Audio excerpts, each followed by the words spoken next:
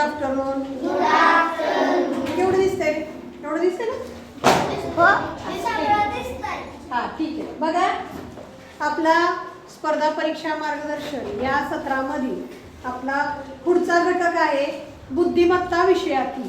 आपण ह्याच्या जोडीचा आरशातील प्रतिमा हा घटक अगोदर घेतला आहे. हा घटक आपला चुकून राहिला होता आहे की नाही? कोणता घटक आहे तो? जलप्रतिबिंब. जल म्हणजे काय रे? जल म्हणजे पाणी. तुम्ही कधी कधी खेळ खेळता का? असं पाण्याचं डबकं साठलेलं असतं, त्याच्या शेजारी उभं राहायचं. मग आपण कसं दिसतोय, समोरचा व्यक्ती कसा दिसतो किंवा समोरचं पाण्यामध्ये कसं दिसतं आहे की नाही? एखादं असं शांत पाणी आहे तर त्याच्यामध्ये आपला चेहरा दिसतो बघा, किंवा एखादं झाडाचं प्रतिबिंब दिसतं, घराचं दिसतं, वरचे ढग, सूर्य, चंद्र सगळं त्या पाण्यामध्ये दिसत असतं आहे की नाही? मग जसं आरशामध्ये आपण बघितलं की आरशातील प्रतिमा कशी दिसते? उलटी. डावी बाजू उजवीकडे आणि उजवी बाजू डावीकडे. तर तसंच पाण्यामध्ये कसं दिसतं? तर पाण्यामधलं जे प्रतिबिंब आहे, आपण समजा एखाद्या पाण्याच्या काठावरती उभा आहे तर आपल्याला पाण्याचं प्रतिबिंब आहे ते कसं दिसतं? तर उलट दिसतं. कसं दिसतं? उलट. आता समजा मी इथं उभी आहे आणि इथं पूर्ण पाणी आहे. समोरच्या मुलांना दिसताना कसं दिसतं रे? पायवर डोकं खाली असं दिसतं आहे की नाही? म्हणजे पूर्ण काय दिसतं? उलट दिसतं. म्हणजे पाण्यामध्ये आपलं प्रतिबिंब आहे ते डोकं खाली आणि पाय वरती असं दिसतं. म्हणून आपल्याला पाण्यातील प्रतिबिंब शोधताना एकदम सोपं आहे. एकदम उलटी करायची आकृती. काय करायची? उलटी करायची. कोणती आकृती आहे ती उलट झाली पाहिजे, एवढंच. डावी बाजू उजवी बाजू बघायची का? नाही, तर उलट बघायचे. तर ह्याच्यावरचे प्रश्न आपल्याला कसे येतील त्यात आपण बघूया. जलप्रतिबिंब कसं? आकृतीचं ज्यावेळेस आपण निरीक्षण करू त्यावेळेस आकृती कशी दिसणार आहे? आपल्याला उलटी दिसणार आहे, बरोबर की नाही? बाकी दुसरं काही बघायचं नाही. आता बघा ही प्रश्न आकृती आहे. या प्रश्न आकृतीचा आपल्याला पाण्यातील प्रतिबिंब बघायचं. कशातलं? पाण्यातील. जलप्रतिबिंब म्हणजे पाण्यातील. आरशातलं असतं का नाही त्याला या बाजूला रेषा असतात बघा, आहे की नाही? आणि पाण्यातील असतं त्याला कुठं असतात? खाली असतात. म्हणजे पाण्याचं कसं आहे? खाली. आणि आरशातील आहे ती एका बाजूला प्रतिबिंब दिसतं. हे सुद्धा लक्षात ठेवायचं, हे सुद्धा महत्वाचं आहे. ठीक आहे. आता 34 या संख्येचं आपल्याला पाण्यातील प्रतिबिंब पाहायचं. तर आता बघा, हा बघूया. हा बघा, आता इथं बघा आपल्याला फक्त ही बाजू आहे की नाही ती वर पाहिजे. म्हणजे 4ची ही बाजू वर. म्हणजे हा पहिला पर्याय काय झाला? कट झाला. दुसरा पर्याय बघा, बाजू बदलली, डावी उजवी केली म्हणजे हा सुद्धा कट झाला. हा बघा, हा बरोबर आहे. 3ची मोठी बाजू वर पाहिजे म्हणजे 4ची सुद्धा वर पाहिजे म्हणजे हा बरोबर आहे. इथं सुद्धा 4ची जागा बदलली आहे म्हणजे डावीकडची संख्या उजवीकडे, उजवीकडची संख्या डावीकडे. म्हणजे पर्याय नंबर कोणता येणार आहे? 3 येणार. समजलं? समजलं का? पुढचा प्रश्न बघा. A, B. आता काय करायचंय? त्या चुकीच्या आकृती आहेत का नाही त्या पहिल्या कट करून टाकायच्या. म्हणजे ही बाजू कुठं पाहिजे रे? A ची वर पाहिजे, बरोबर की नाही? आता ह्यात आहे परंतु ह्याच्यात डावी बाजू उजवी बाजू काय झाली? बदलली. म्हणून पहिला पर्याय काय झाला? कट झाला. इथं आहे असंच दिले, बी फक्त उलट दिले म्हणजे हे सुद्धा चुकीचं आहे. आता ह्याच्यामध्ये बघा ए बरोबर आहे, बी काय झाली रे? हा बी ची बाजू बदलली, डावीकडचं उजवीकडे केले म्हणजे ही सुद्धा चुकली. इथं बघा बरोबर दिलेला आहे की नाही? पर्याय नंबर 4 मध्ये बरोबर पाण्यातली प्रतिमा आपल्याला दिसते. कळतंय ना? पुढची बघा. आता इथं या कृत्या नाही.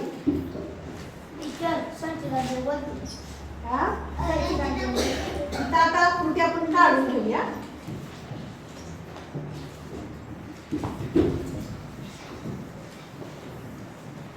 अगोदर काय करूया, आकृती आपण काढून घेऊया म्हणजे आपल्याला सोडवता येईल. पर्याय इथं आहे. हा बघा आकृती कशी आहे, आकृती आधी आपण काढून घेऊया.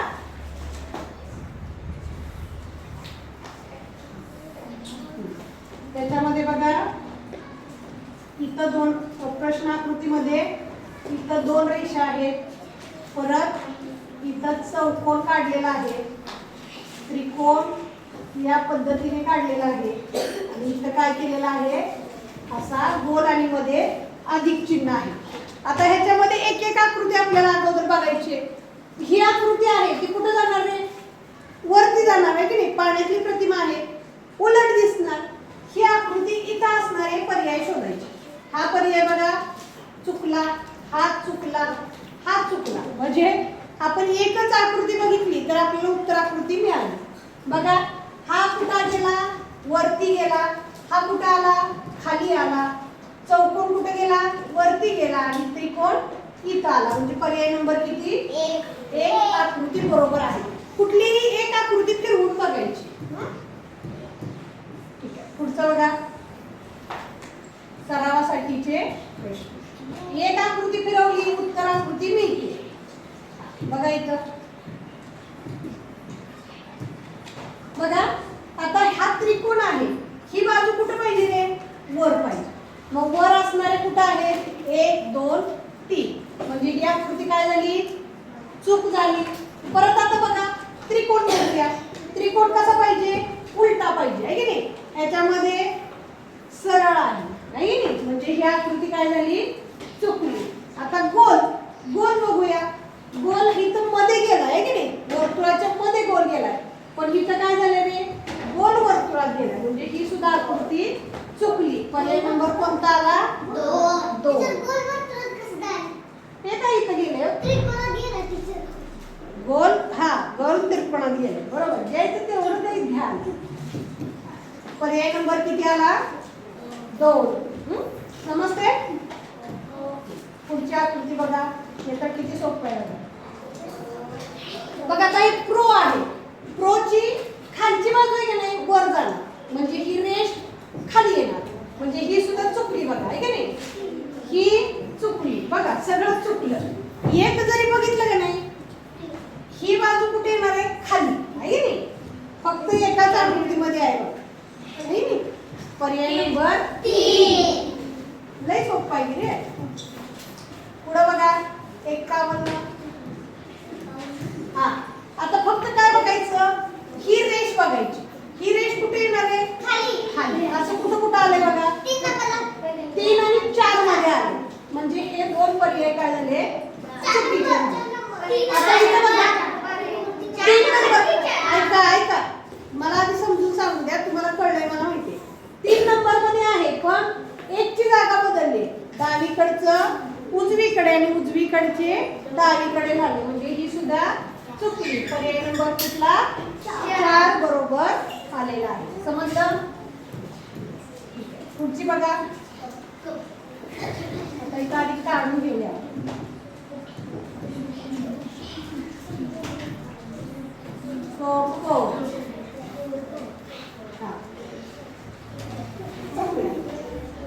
आता इथं कसं रे, कप कसा आहे, सरळ आहे.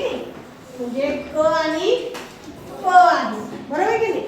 आता वरची रेष आधी बघायची. बोलू नका रे, याच्यात लय आवाज येतो. हा वरची रेष आहे की नाही, ही बघायची आधी. वरची रेष कुठे येणार आहे, खाली. म्हणजे हा पर्याय चुकला, हा पर्याय चुकला. आता इथं क च्या ठिकाणी क आणि प च्या ठिकाणी प येणार आहे. जागा बदलणार आहे का, डावी उजवी होणार आहे का. पर्याय नंबर 3 मध्ये बघा क आणि प चुकले. म्हणजे हे सुद्धा चुकला. पर्याय नंबर 1. पर्याय नंबर काय झाला, 1 बरोबर आहे. पुढचा बघा पी क्यू. एक कुठलं तरी बघायचं. आता पी चा हा दांडा बघूया. हा दांडा कुठे येणार, खाली. ह्याच्यात आहे, ह्याच्यात आहे आणि ह्याच्यात आहे. म्हणजे हा चुकला. आता पी च्या जागी पी बघायचे. पी च्या जागी पी आहे, पी च्या जागी पी, इथं बदललंय. म्हणजे हे चूक आहे. क्यूचा हे बघायचं. क्यूचं हे कुठे येणार आहे? इथं येणार. कुठल्यात आहे? पर्याय नंबर 4 मध्ये. पर्याय नंबर 4 बरोबर.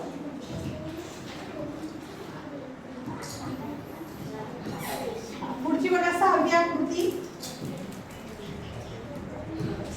बघा. एक कुठलं तर बघूया. अगोदर कुठलं बघूया? हा त्रिकोण बघूया का? त्रिकोण कसा येणार? उलटा येणार.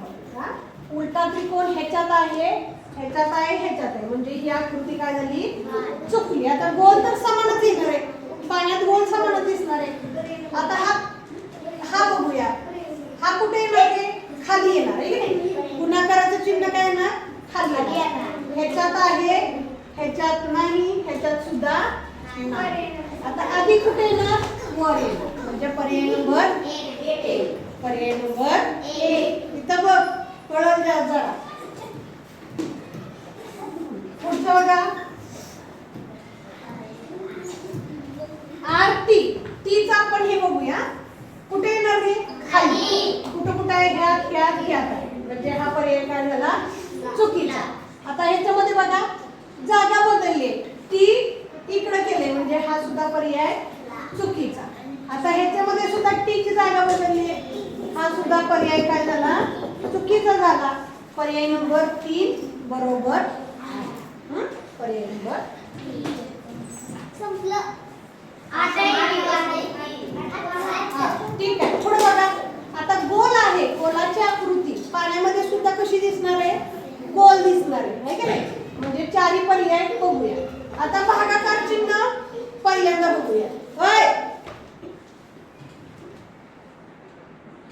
सगळ्यांना कळलंय माहितीये. मला शिकवू दे नको.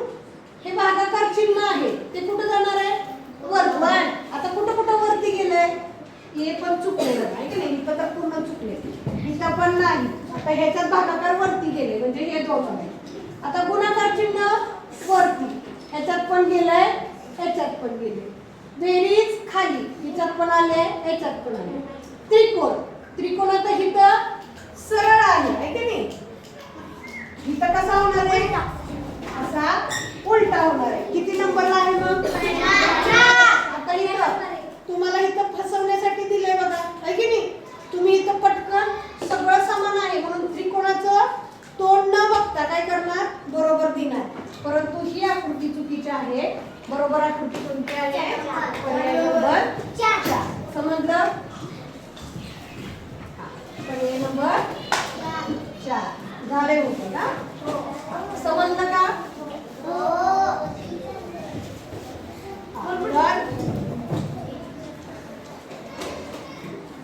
आपलं जलप्रतिबिंब आणि आरशातील प्रतिमा हे 2 घटक बघा खूप सोपे आहेत. तुम्हाला मार्क मिळवून देणारे हे घटक आहे. जलप्रतिबिंब काय? उलटे नाही की नाही? खालचं वर, वरचं खाली. आणि आरशातली प्रतिमा म्हणजे काय? तर डावी बाजू उजवीकडे, उजवी बाजू डावीकडे. एवढंच लक्षात ठेवायचंय. हे 2 घटक आहेत की नाही? खूप सोप्या आकृती असतात. तुम्हाला पैकीच्या पैकी मार्क मिळवून देणारे घटक आहे. सराव करायचा आहे आणि सरावानेच तुम्हाला येणार आहे. 2 गोष्टींची जंबलिंग करायची नाही. नाहीतर पाण्यातली कशी लिहिणार? डावी उजवी. आणि आरशातली लिहिणार वर खाली. आरशातली कशी लक्षात ठेवायची सांगितले रे तुम्हाला? आपण ह्या कानाला हात लावला.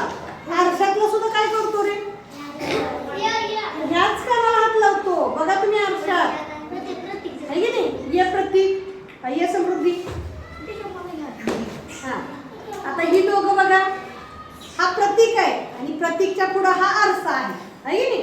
प्रतीकनं ह्या कानाला हात लावला. आरसा सुद्धा ह्या कानाला हात लावतो. बरोबर आहे की नाही? पण हा तुझी बाजू कुठली रे? कुठली आहे? उजवी आहे. तुझी कुठली आहे? झालं का? म्हणजे जरी आरसा आपल्या समोर असला, तुम्ही आता थोड्या वेळाने आरशात जाऊन बघा. हा हात वर केला की आरसा सुद्धा हात वर करतो. परंतु आपण आरशाच्या समोर आहे. बरोबर आहे की नाही? म्हणजे आपला हा उजवा असला तरी आरशाचा तो कसा असणार आहे? डावा असणार आहे. आरशात डावी उजवी आणि पाण्यामध्ये खाली वर. एवढंच लक्षात ठेवायचं. समजलं? हा घटक समजला? उद्या येताना हा घटक सोडू.